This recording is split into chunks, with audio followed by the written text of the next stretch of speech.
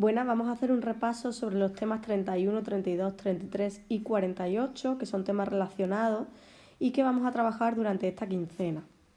En primer lugar, comentaros que de estos temas, la mayoría de ellos se encuentran relacionados con el ciclo de educación infantil, ¿vale?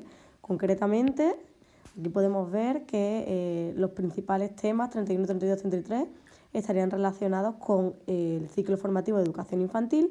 Sin embargo, aquí nos encontramos con el tema 48, que realmente es propio de integración social. Sin embargo, también habla del desarrollo y el aprendizaje de habilidades de autonomía personal y social, con lo cual estaría bastante relacionado con esta temática.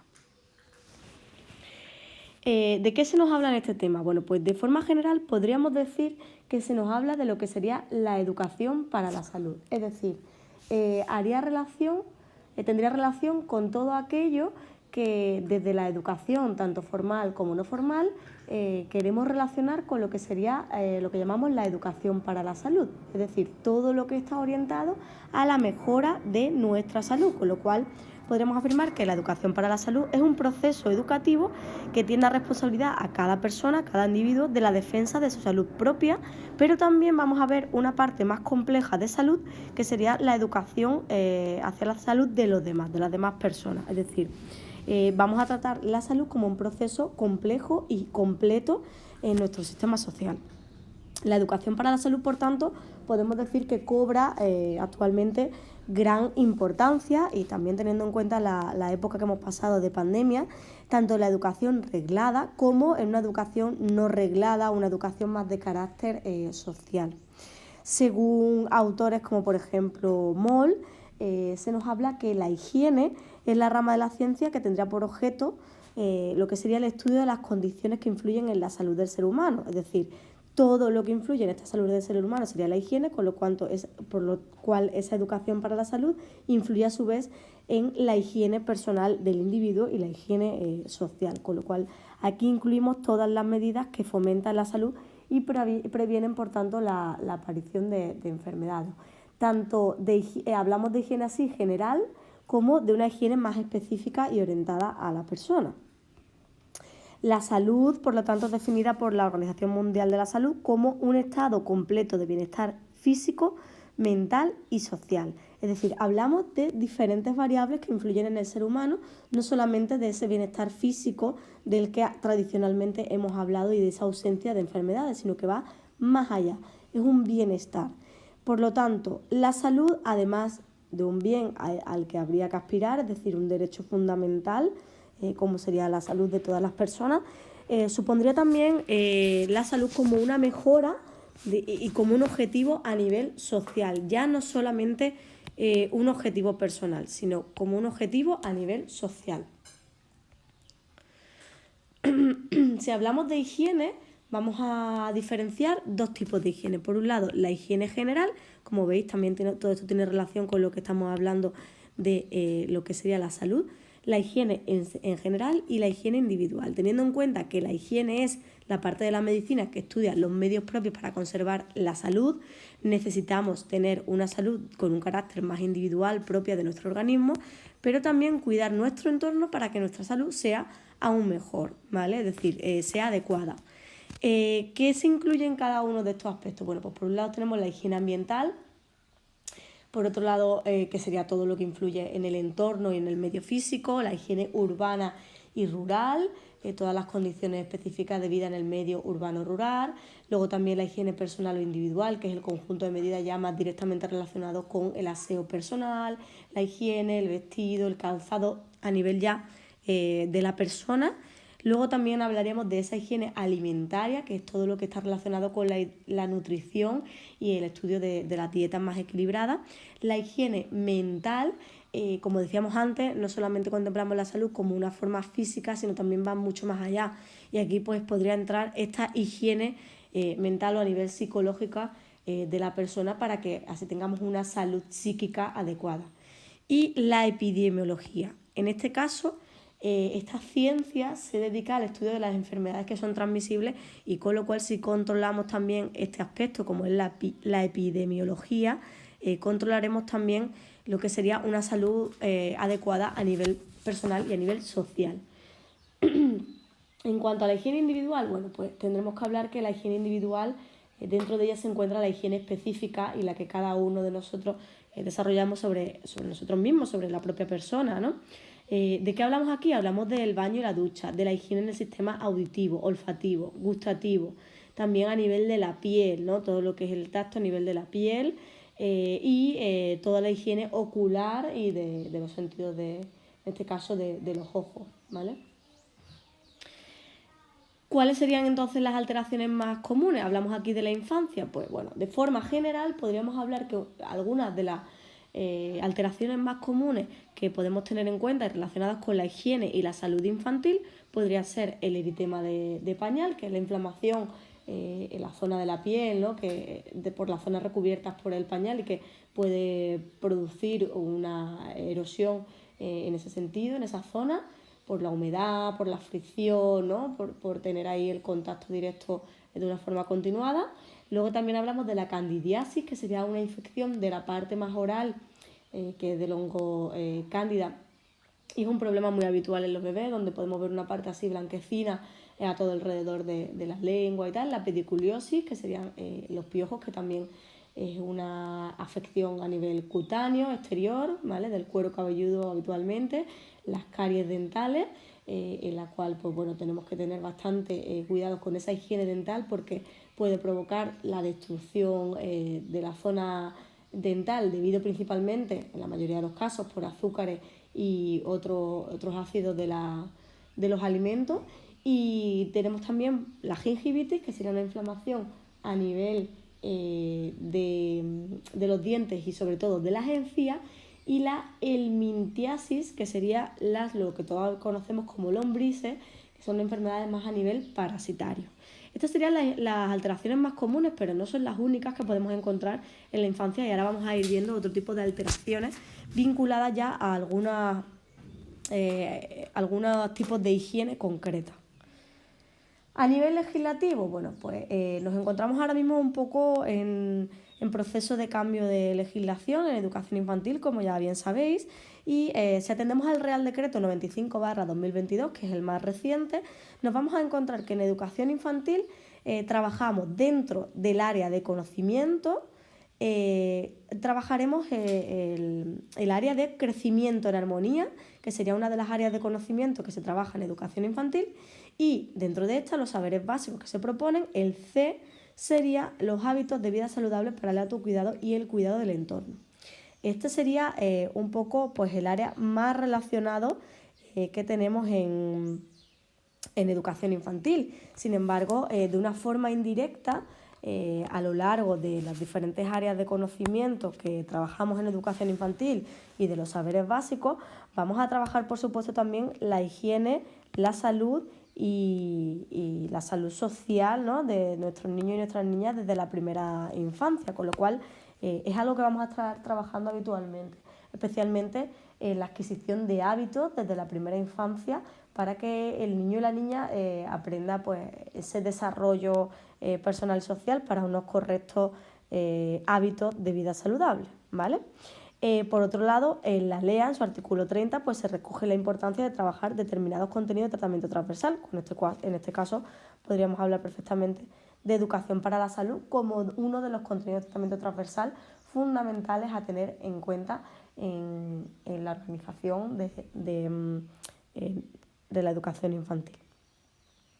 ¿Hábitos de higiene en la infancia? Bueno, pues ya hemos dicho que para mejorar nuestra salud, nuestra higiene, tendremos que hablar de ese desarrollo de los hábitos de higiene en la primera infancia, desde los más pequeñitos, adecuados a la edad, y hablaremos de la higiene personal como un aprendizaje, pero también del desarrollo de habilidades, del desarrollo de determinadas habilidades para que mejorar la autonomía en cuanto a la higiene. Es decir, cuando hablamos de higiene, no solamente hablamos de la propia higiene, sino en ser autónomos, en desarrollar esa higiene que tendremos en nuestro día a día. Y algunos de los hábitos que podemos tener en cuenta son el control del esfínteres, del que vamos a hablar ahora más adelante, el vestido, el aseo corporal, el sueño. También vamos a hablar más detenidamente porque otro de los temas también lo aborda más detenidamente, concretamente el tema 31, y otros hábitos de higiene que podemos tener en cuenta, que podrían ser pues más específicos relacionados con el aseo corporal, como por ejemplo podría ser pues el lavado de manos, cepillado y lavado de dientes y todo lo que es la higiene bucodental,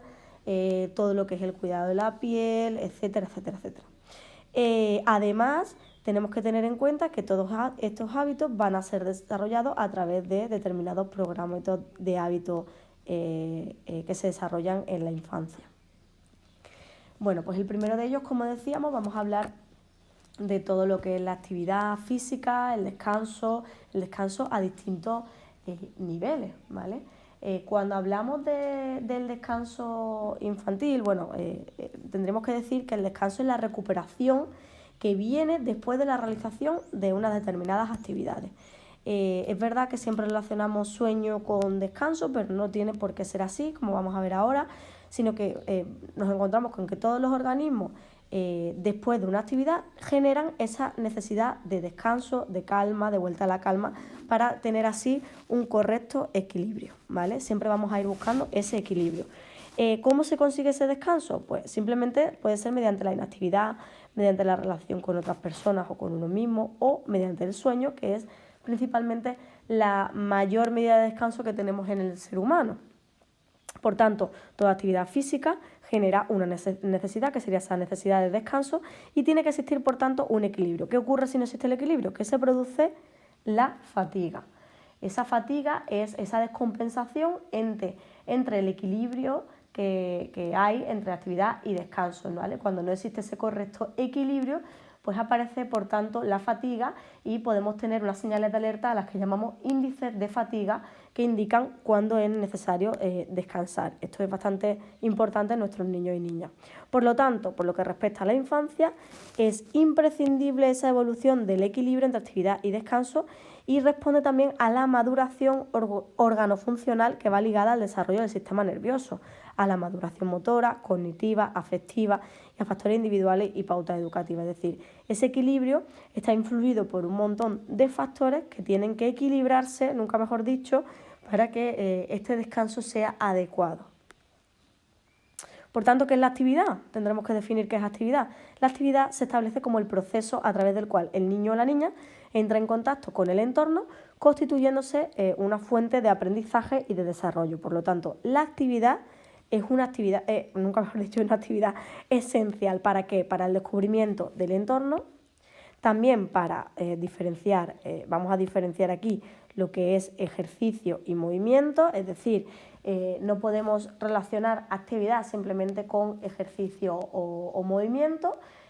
Cuando hablamos de ejercicio físico, hablamos de una actividad muscular a través del movimiento, ¿vale? Cuando hablamos de movimiento sería en los cambios de estado, de desplazamiento, las variaciones que se producen en nuestro cuerpo, en el ser humano, de una forma o de otra, ¿vale? Con lo cual, actividad va más allá, ¿vale? La actividad hace referencia a todos esos cambios que se producen en el ser humano, del movimiento, que permite relacionarse con el entorno que le rodea y que además, como hemos dicho antes, es imprescindible en este proceso de aprendizaje. Sin embargo, cuando hablamos de actividad, podemos hablar de diferentes tipos de actividades, actividad física y actividad mental. Como ya hemos dicho que la higiene, la salud involucra a muchos aspectos, pues la actividad al mismo tiempo también no solamente nos centramos en una actividad física, sino que vamos un poco más allá y se puede producir también una actividad mental, ¿vale? Esa actividad de carácter mental es la que despierta en nuestros niños y niñas, en el ser humano en general, y permite que ese movimiento y esa actividad se familiarice con todo el entorno que les puede rodear. Bueno, ya hemos dicho que cuando se produce un desequilibrio aparece la fatiga, y en el caso de la fatiga infantil es un estado de agotamiento corporal y también puede ser psíquico, ¿vale? A nivel mental. Según autores como Manuel Delgado, es sinónimo también del propio proceso de agotamiento por una actividad. Como ya hemos dicho, tras un proceso de actividad tiene que haber un proceso de descanso, que no solo tiene que ser producido a través del sueño.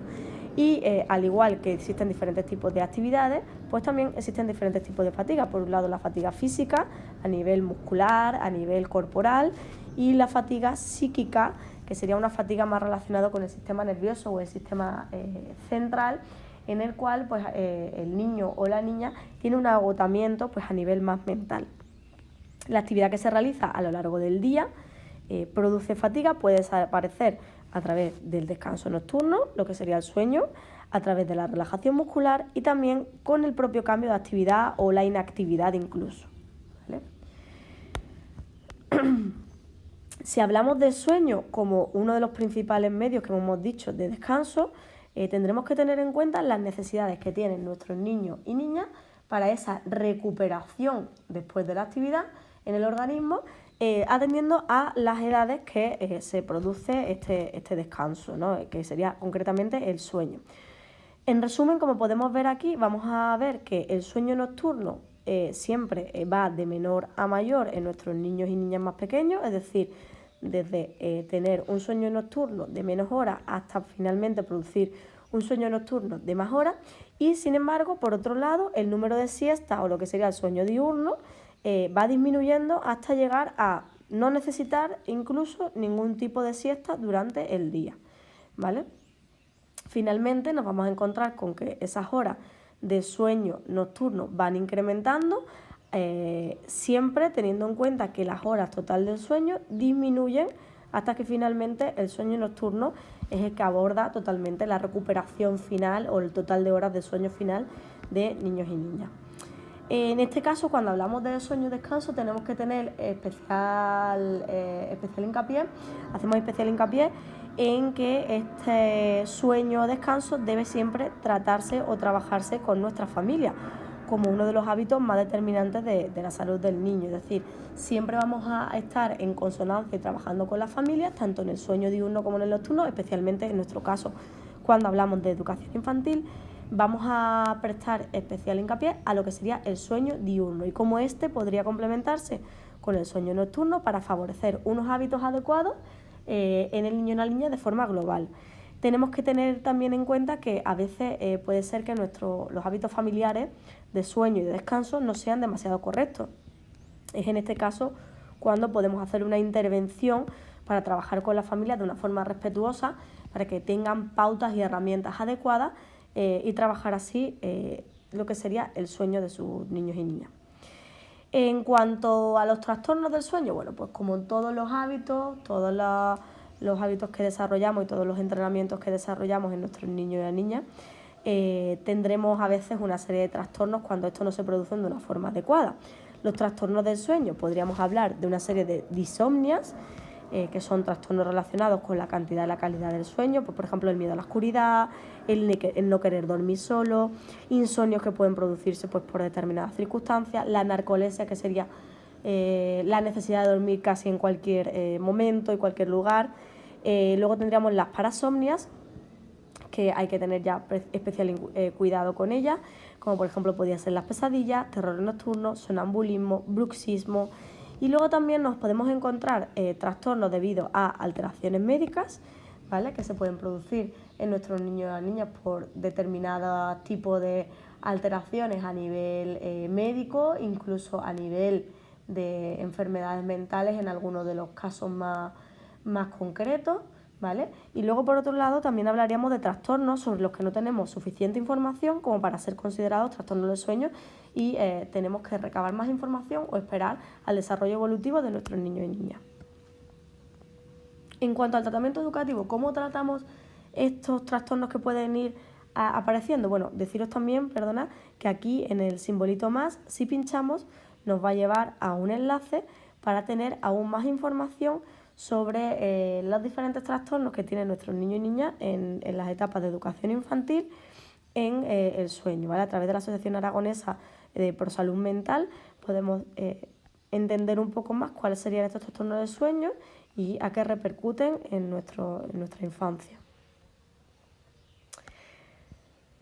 ¿Cuál sería, por tanto, el tratamiento educativo que podemos tener, teniendo en cuenta, como ya hemos dicho, que la colaboración con la familia es esencial?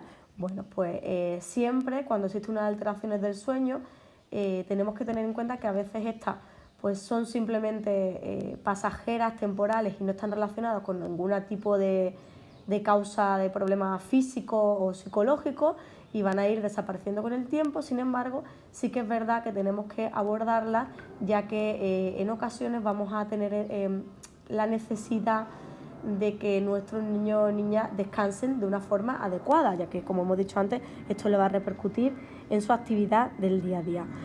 Por tanto, los hábitos de sueño determinan esa calidad del sueño y por eso se hace necesaria una intervención educativa.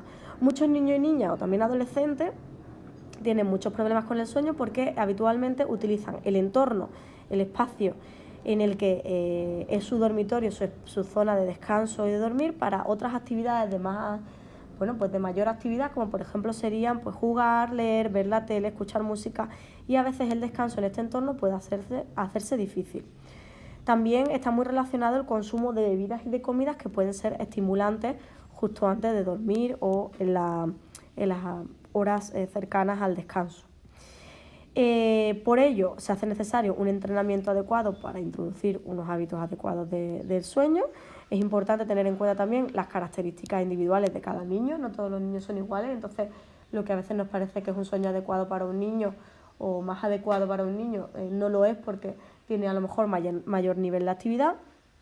Y luego los niños, aunque a veces están muy cansados, necesitan también unas medidas de afecto o unas relaciones a nivel afectiva para poder inducirle o caer en ese sueño profundo para el descanso. También deberíamos hablar de espacios apropiados para el sueño. En este caso, cuando hablamos de los espacios apropiados para el sueño, tenemos que tener en cuenta que la normativa que nos encontramos ahora en nuestro Real Decreto 95/2022 no tiene actualmente una concreción a nivel andaluza, pero sí que existen dentro de ella indicaciones, como ya hemos dicho, y se producirán posteriormente una serie de indicaciones en los decretos posteriores que puedan surgir para concretar este Real Decreto, que no va a variar mucho realmente de las indicaciones que tenemos habitualmente, puesto que ya son indicaciones bastante adecuadas para el desarrollo del sueño en educación infantil. Con lo cual, con factores ambientales generales tendremos que tener en cuenta cosas bastante obvias, como sería evitar reducir el ruido, no utilizar colores demasiado excitantes, una temperatura adecuada, un ambiente que no sea ni muy seco ni muy húmedo, un colchón de buena calidad, una cama que no sea muy pequeña, muy estrecha, no utilizar un sobreexceso de manta, utilizar almohadas adecuadas, y los bebés, la posición de los bebés para dormir también es algo importante a tener en cuenta. Dentro de nuestro Real Decreto 95/2022 nos habla de que dentro del horario de educación infantil vamos a garantizar propuestas de aprendizaje que también nos lleve a periodo de descanso en función de las necesidades del alumnado, y como ya hemos dicho, dentro del área de crecimiento de la armonía tendremos en cuenta el trabajo, los saberes básicos de hábitos de vida saludables para el autocuidado y el cuidado del entorno. En cuanto a otro de los factores que podemos trabajar en cuanto a la salud y la higiene en educación infantil sería el control de esfínteres, que aparece también recogido en los temas que estamos trabajando actualmente en educación infantil, ¿vale? El control de la higiene en cuanto al control de esfínteres es uno de los hábitos en los que intentamos que nuestros niños y niñas tengan mayor autonomía en esta etapa, que sería la educación infantil. ¿Qué tenemos que tener en cuenta? Primero que vamos a controlar en primer lugar las deposiciones, y en segundo lugar controlaremos especialmente todo lo que sería la orina o el control de la orina. Sin embargo, es verdad que tenemos que tener en cuenta que cada niño o cada niña tiene un ritmo diferente, y que además nos vamos a encontrar con que pueden existir una serie de trastornos a nivel de enuresis y encorpresis. La enuresis sería principalmente el trastorno que viene desarrollado a través de el no control de la orina, y la encopresis sería el no control de las deposiciones, ¿vale? Siempre vamos a encontrar, dentro tanto de enuresis como de encopresis, una afección a nivel primario, que es cuando el niño ya ha conseguido controlar el pipí o la caca, y sin embargo pues tiene algunos tipos de pérdida o de escape. Y a nivel secundario, que si después de un periodo de control vuelve a no poder controlar en este caso, las deposiciones o la orina en educación infantil. Y por otro lado, pues también tendremos que tener en cuenta si esta es diurna, si es nocturna o si es de un carácter mixto y se produce tanto por el día como por la noche. ¿Cómo vamos a intervenir entonces en función de hábitos de higiene de forma general? Pues intervendremos en el establecimiento de rutinas diarias para así con esta rutina favorecer una mayor adquisición de los hábitos de higiene, favoreciendo también un clima de afecto, cariño y confianza para estos desarrollos de hábitos de higiene, preparando juegos, palabras, canciones, retahílas adecuadas que vengan a preparar al niño y la niña para esa adquisición de los hábitos de higiene y en el momento en el que se va a producir. Luego también tenemos que tener en cuenta que es un momento de contacto personal y social, como ya hemos dicho antes, es algo muy afectivo y muchas situaciones de higiene, precisamente por esto que hablábamos, pueden provocar rechazo o ruptura con los adultos porque se convierte en órdenes autoritarias, en una obligación más que en un proceso de desarrollo y de aprendizaje. Aún así, pues a pesar de la importancia de la rutina, hay que dejar que cada niño o cada niña vaya al cuarto de baño cuando lo desee y no imponerles un horario, pues sobre todo especialmente para la hora de ir al cuarto de baño. En los espacios de hábitos de higiene, en educación infantil, bueno, encontramos con dos edades muy diferenciadas, que serían dos etapas muy diferenciadas, que serían la primera y la segunda etapa. Es verdad que atendiendo a las diferentes necesidades, pues esto puede variar muchísimo y como ya decíamos antes, la normativa actualmente no está muy determinada, pero sí tendremos que tener en cuenta unas condiciones obvias y lógicas para determinar unos criterios de espacios de higiene adecuados. Concretamente hablaremos siempre de un aseo limpio, pues con el material adecuado, como por ejemplo sería pues jabón, papel, toallita, etcétera, etcétera, en función, por supuesto, de la edad de nuestros niños y niñas. De estos deben encontrarse en educación infantil propio a las aulas, o sea, de una forma próxima a las aulas, como una zona de aseo y de cambio en los más pequeñitos, como serían los bebés, que estén cercanas a las aulas. Muchas veces se facilita que sean con cristaleras para poder observar al resto de niños y niñas, etcétera, etcétera. Además contaremos pues con encimeras, piletas, armarios bajo cerrados, existencias de ventanas. En cuanto a la preparación de alimentos, que sería otro de los espacios de higiene en educación infantil, pues tendremos que tener unos espacios adecuados para la preparación de alimentos, que estén separados, y también aseos diferenciados para el uso del personal que no sea el mismo que utilizan nuestros niños y niñas. Bueno, como ya hemos dicho, la adquisición de la higiene está muy vinculada a la adquisición de hábitos, puesto que cuando existe un hábito, una rutina en nuestros niños y niñas, en los individuos, nos dice Comellas que esto lleva a cabo una conducta, con lo cual la asimilación de hábitos llevará consigo la asimilación de conductas de higiene adecuadas, que el niño o la niña ha aprendido previamente en un momento determinado y que posteriormente es capaz de aplicarlo a diferentes entornos. Esto va a llevar consigo a hablar de autonomía como un proceso fundamental en el desarrollo del niño y la niña, que cada vez se hace más independiente, más autónomo, concretamente en este caso en el desarrollo de hábitos de higiene que estamos hablando, pero también en el desarrollo de otro tipo de hábitos como serían los hábitos sociales. Por tanto, la autonomía también nos puede llevar o está muy relacionada con la adquisición de habilidades sociales y de esas habilidades de autonomía personal. ¿Cómo se va a adquirir un hábito? Bueno, pues como viene en nuestro esquemita, las fases de adquisición de hábitos siempre es a través de una preparación de ese hábito, aprendemos el hábito, lo automatizamos en una determinada circunstancia y luego cuando lo hemos consolidado somos capaces de aplicarlo a diferentes circunstancias, en diferentes entornos y en diferentes momentos. Por lo tanto, otro de los procesos que se hablan en los temas, especialmente en el 33 y en el 48, es el desarrollo de habilidades sociales, como ya hemos dicho, como una parte de la higiene importante de la salud a nivel social y a nivel psicológico. En los últimos años, las habilidades sociales y el desarrollo de estas habilidades sociales se le está dando mayor importancia para hacer de nuestros niños y niñas personas más competentes y más habilidosas en este sentido. Cuando hablamos de habilidades sociales, hablaremos de unas habilidades sociales principalmente básicas, como podría ser la escucha, iniciar una conversación, formular preguntas, dar las gracias, presentarse, presentar a otras personas, realizar un cumplido, etcétera, etcétera, etcétera. Pero también hablaremos de una serie de habilidades a nivel más complejo, como podría ser, por ejemplo, la empatía, la inteligencia emocional, la asertividad, la capacidad de escucha, de comunicar pues, sentimientos y emociones, de definir un problema, la negociación, la modulación de toda la expresión emocional, la capacidad de disculparse, el reconocimiento, la defensa de los derechos propios y de los demás, etcétera, etcétera. Por tanto, como ya hemos visto, resulta evidente hablar de la importancia del desarrollo de las habilidades sociales pues, desde la infancia.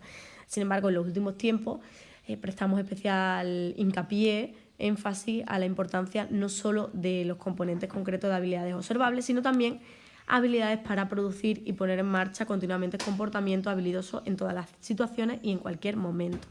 De esta forma, haríamos a nuestros niños y niñas competentes, ¿no? En este caso la competencia social sería esa adecuación a los diferentes comportamientos en diferentes situaciones sociales, ¿vale? Por lo tanto, necesitamos desarrollar una serie de programas para el desarrollo de estas habilidades, ¿no? En este caso, algunos autores nos hablan de diferentes métodos de enseñanza para desarrollar las habilidades sociales a nivel infantil. Hablan del método de déficit, que es a través del cual los problemas de la competencia social se deben a que el sujeto no tiene ese déficit en el repertorio y necesitamos incorporar esa habilidad porque nunca la ha adquirido.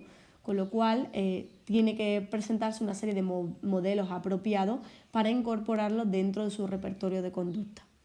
El modelo de interferencia, que es cuando el sujeto tiene esa habilidad, pero no las pone en juego porque hay factores que están interfiriendo en su ejecución, en su desarrollo. Es decir, existen variables que pueden influir en que un niño y una niña ponga en juego una determinada conducta, como por ejemplo, sobre todo influidas por ansiedad, por miedo, por un comportamiento motor pues, deficiente o excesivo, etcétera, etcétera. Y luego el modelo cognitivo-evaluativo, a través del cual las personas conocen y poseen las conductas apropiadas, pero evalúan mal las situaciones. Es decir, el niño o la niña sabe qué conductas tiene que desarrollar, pero no es capaz de desarrollarlas, pues a lo mejor en un momento adecuado, en una situación concreta, principalmente también por desaprobaciones que pueden producirse a través de las personas adultas, y esto ocurre habitualmente por un bajo autoconcepto o autoestima de nuestros niños o niñas, ¿vale? ¿Qué fases hay que seguir entonces para el diseño de un programa de habilidades sociales? Bueno, pues tendremos una primera fase de diagnóstico en el que vamos a conocer el sujeto, ver las necesidades que tiene, sobre todo ver qué repertorio comportamental puede tener este niño o esta niña. Identificamos también cuáles serían las necesidades que tiene y por dónde tenemos que afrontar este programa de habilidades sociales. Vamos a planificar definiendo los objetivos y viendo qué repertorio, qué conductas queremos que nuestros niños y una niña vayan adquiriendo. Lo ejecutamos, lo implementamos a través del programa y vamos a evaluar realizando finalmente un informe sobre si estas habilidades han sido adquiridas o no. Dentro de los programas podemos utilizar diferentes técnicas de modificación a nivel conductual, cognitivo-conductual, y dentro de ellas, sobre todo en el tema 33 y 48, se suelen explicar bastante bien y de una forma más detenida. Vamos a encontrar técnicas para enseñar conductas que el niño o la niña no tienen, para disminuir conductas que queremos que desaparezcan, o bien también veremos algunos tipos de programas estandarizados. Bueno, en cuanto a las técnicas para poder enseñar conducta, tenemos algunas concretas, como por ejemplo sería el refuerzo positivo, ¿no? El refuerzo positivo es cuando, se basa en la primera ley de aprendizaje, cuando ofrecemos al niño algún tipo de reforzamiento a nivel material, social o algún tipo de actividad que le agrade para que esa conducta se instaure y se vuelva a repetir. Luego también tenemos la técnica PREMAC, que es una técnica que consiste en asociar una actividad que no te guste o que no te interese con otra agradable, ¿no? En ese orden, de forma que al final la segunda actividad, al ser agradable, funciona como reforzador de la primera actividad. Es un poco también un refuerzo positivo que puede darse en nuestros niños y niñas.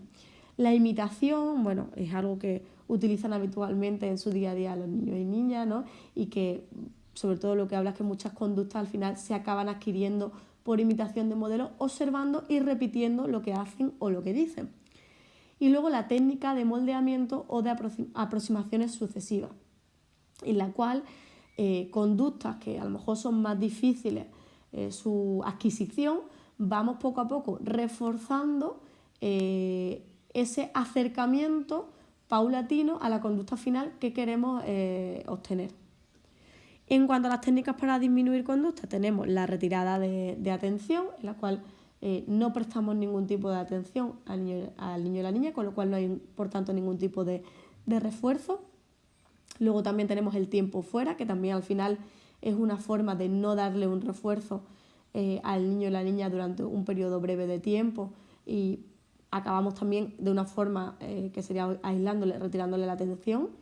Y luego el castigo, o también esa forma de reforzar negativamente, presentando una situación, por ejemplo, desagradable después de la conducta inadecuada, que sería un castigo positivo, o bien retirando un privilegio o una situación desagradable, que sería un castigo negativo.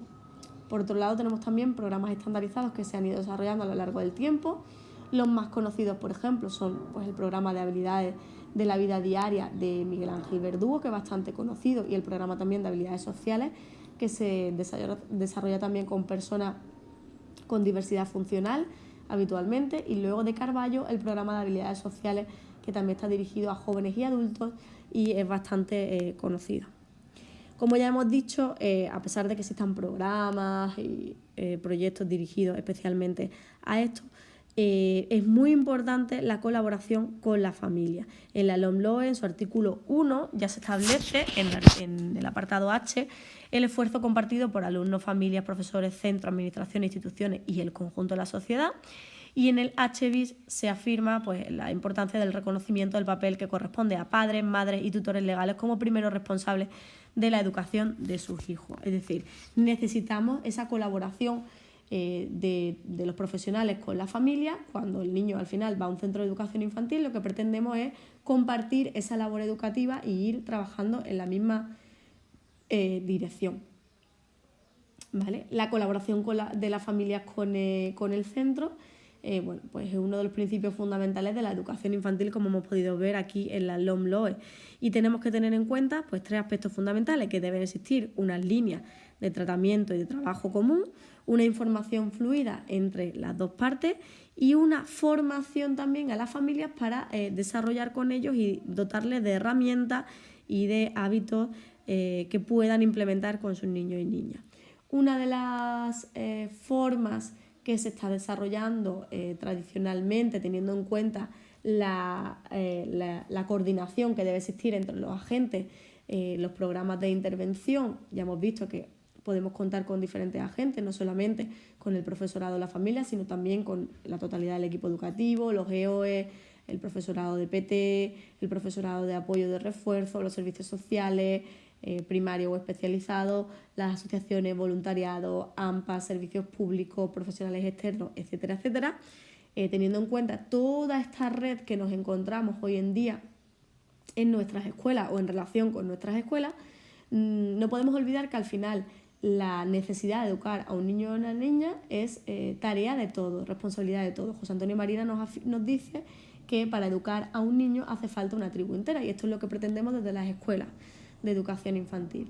Por lo tanto, algunos proyectos, algunas ideas, como son las comunidades de aprendizaje, lo que pretenden precisamente es desarrollar un proyecto de transformación social y cultural en el que toda la comunidad, toda la sociedad esté involucrada de una forma o de otra en el desarrollo y en el aprendizaje de los niños y las niñas en las escuelas. Os hemos dejado aquí, para acabar con este pequeño vídeo, una experiencia, una asociación concretamente, que si pincháis aquí os va a llevar al enlace y os va a abrir la página web, en la cual vamos a... Ay, no ha funcionado bien. Vamos a poder ver una asociación que es Abacadabra, que es una asociación concretamente de Málaga, de Alaurín de la Torre, en el que se trabaja con niños con autismo y otros trastornos del desarrollo. ¿Por qué? Pues porque, como dice el tema 48, el desarrollo de programas de habilidades sociales, sobre todo, está orientado a la infancia, pero también se trabaja con muchos otros colectivos, como podría ser el colectivo de personas con diversidad funcional. ¿Por qué? Pues porque, como dice bien esta asociación, si le ofrecemos a este colectivo y a estos niños y niñas herramientas necesarias y adecuadas a través de programas de habilidades y de hábitos y rutinas que se van adquiriendo, el trabajar con estos niños y estas niñas de esta forma nos puede promover de alguna forma que cuando se enfrenten al mundo real, al aula ordinaria o al desarrollo en su escuela de educación infantil o en su escuela primaria, estén más preparados y necesiten menos apoyo en su día a día. Es decir, esta entidad lo que pretende es, a través de diferentes proyectos que vamos a ver ahora, dar respuesta a las necesidades de esas familias y viendo cómo a través del entrenamiento de habilidades sociales, en este caso, se puede conseguir mucho en poder implementar estas rutinas y estas habilidades sociales de una forma diaria en los niños y las niñas, de forma que sean capaces de determinar cuándo implementar o cuándo poner en marcha una serie de habilidades concretas. Vale, si nos vamos aquí a los diferentes apartados, vemos los servicios que tienen y vais a ver que existe pues, desde una intervención intensiva que se realiza con estos niños y niñas, sesiones estructuradas, individualizadas, más individuales, grupales, la integración en la comunidad, que les ayuda un poco pues, a realizar tareas cotidianas como un reto y que se vayan acostumbrando y pudiendo utilizar en estas tareas cotidianas pues, los diferentes tipos de lenguaje, los diferentes tipos de habilidades sociales, la autonomía, etcétera, etcétera. El juego con iguales, que también pone en marcha pues diferentes habilidades y les hace que tenga que ponerlas en juego en diferentes entornos y en este caso con sus iguales. Luego también tienen un apoyo escolar, intervención a nivel alimentario como uno de los hábitos más importantes, porque ya sabemos que algunos de los niños con trastornos del espectro autista tienen bastantes problemas con este hábito que sería el hábito alimentario y lo que sería la salud y la higiene alimentaria. Apoyo psicológico también a familiares para que puedan después extrapolar este tipo de enseñanza y de aprendizaje en su día a día. Y lo que sería la formación a familias. Como veis, abordan pues, diferentes aspectos y sobre todo propician diferentes espacios donde los niños y niñas puedan poner en juego y en marcha las diferentes habilidades que van aprendiendo en su día a día y en este caso en los diferentes programas de intervención intensiva. Bueno, y sin más, cualquier duda que tengáis podéis hacérnosla llegar como siempre sobre los diferentes temas que hemos abordado en esta quincena y un saludo.